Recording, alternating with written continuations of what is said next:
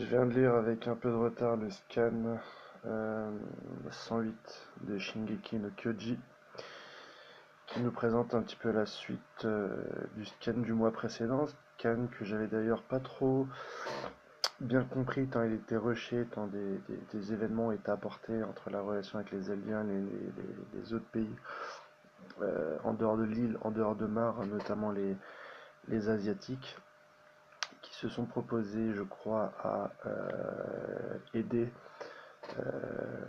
les habitants de l'île du Paradis à progresser au niveau technologie, à négocier les ressources de l'île, qui sont apparemment assez intéressantes, et également de faire une alliance militaire sous la condition qu'Historia mange Sig, afin d'obtenir le titan bestial. Chose à quoi, dans la négociation, les, les Eldiens ont préféré avoir un délai pour attendre pour que Historia puisse avoir des enfants. Donc c'est des choses qui sont passées vraiment assez rapidement, euh, que j'ai pas compris. Non plus, j'ai lu le scan avant de partir en vacances, donc je me suis pas attardé plus que ça à ce qu'on pouvait dire à ce sujet-là. Et là, ça m'a fait du bien de reprendre un peu le scan avec une petite scène avec différents soldats autour de la table qui nous a permis un peu de ressasser toutes les intrigues et de nous mettre vraiment en condition sans pour autant faire bouger les personnages dans la mise en scène ou de faire parler des personnages principaux que j'ai de plus en plus de mal de toute façon à reconnaître avec le trait de l'auteur qui se confond un petit peu.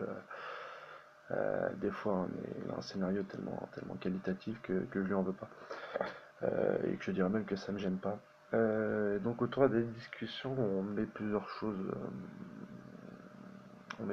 au point. On essaie de savoir déjà si dans quel camp peut être Historia, pourquoi est-ce qu'elle a été mise enceinte délibérément. Oui, pardon, parce que c'est pas une négociation, c'est elle qui aurait été, enfin d'après ce que eux disent, c'est elle qui se serait dépêchée de trouver un concubin pour copuler et avoir directement un enfant, être enceinte, pour esquiver d'avoir mangé si. Donc ils présentent ça comme une crainte de sa part, puis très vite ils mettent l'accent sur la traîtresse, je sais pas comment elle s'appelle, celle qui a été envoyée par Sig sur l'île pour commencer les négociations, qui serait parti la voir en secret et qui l'aurait convaincu d'être enceinte le plus rapidement possible pour qu'elle ne puisse pas manger Sig. De par sa situation de femme enceinte et de pas mettre le bébé en danger, bébé qui a une importance, mis à part la morale, c'est parce que comme il aura le sang royal, il pourra lui aussi profiter des pouvoirs de Sig. Donc il y a tout ça qui se met en place et qui est assez bien expliqué. Et tout de suite on passe à Eren. Eren, des grandes questions aussi sur Eren de ma part parce que je sais pas du tout de quel côté il est, je sais pas du tout où il en est, je sais qu'il est devenu hyper badass, hyper dark hein, depuis l'attaque et depuis un petit peu les scènes où on le voit face à la glace se parler à lui-même, les cheveux attachés comme ça directement en prison, c'est assez dark. On sait pas du tout ce qui va se passer à ce niveau-là, donc c'est super sympa de remettre un petit peu, de rebattre les cartes. Et puis on a directement la réunion avec Mikasa, Pierre, Pierre ou Jean, un truc comme ça, un apôtre, Pierre ou Jean, on l'appelle comme on veut, euh, et Connie, je crois qu'il s'appelle, qui eux-mêmes doutent sur la situation de Eren et ce qui se passe en tête, parce qu'apparemment le rendez-vous entre lui et Sig a déjà eu lieu. On ne sait pas ce qui s'est dit, ça l'auteur va nous le mettre après, c'est dégueulasse. Moi je le voulais directement dans le chapitre, je me suis dit on va enfin savoir ce qu'a Sig en tête, et à mon avis la trame va s'articuler autour de ça.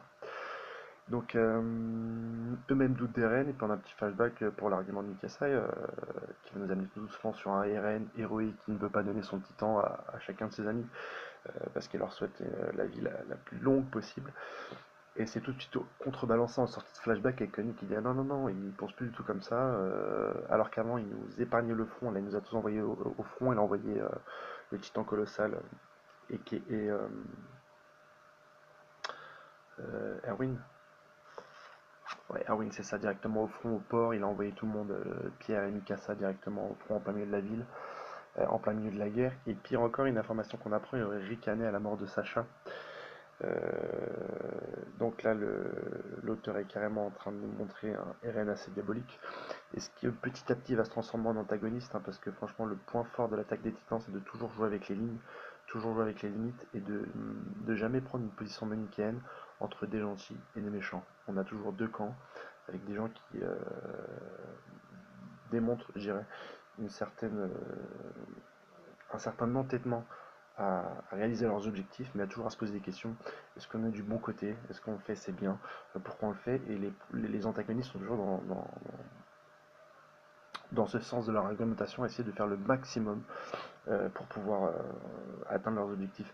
Donc là encore, les lignes bougent. On ne sait pas trop si RN va être du bon ou du mauvais côté, mais ça laisse des questions super intéressantes. Moi, j'aimerais bien qu'on développe un RN badass et pourquoi pas dernier boss de l'attaque des Titans. Déjà, je pense qu'on arrive vers la fin de la série. Je pense que là, c'est les éléments qui sont un petit peu éparpillés pour la fin de l'arc. Et tout va se construire sur, comme l'auteur a toujours fait, sur la reconstruction des éléments petit à petit pour arriver jusqu'au climax et faire les grandes révélations sur tout ce qu'on sait. En plus, ce qu'il faut pas oublier, c'est que, et on l'avait vu, je fais la corrélation avec l'animé, qu'une fois qu'on avait le titan originel, on était plus ou moins influencé par l'esprit du premier roi qui avait le titan originel, qui commençait à nous ronger et à nous faire adhérer à ses idées. Parce que quoi qu'on pense avant qu'on avalé le titan originel, on a toujours une espèce d'opinion de vouloir faire la paix.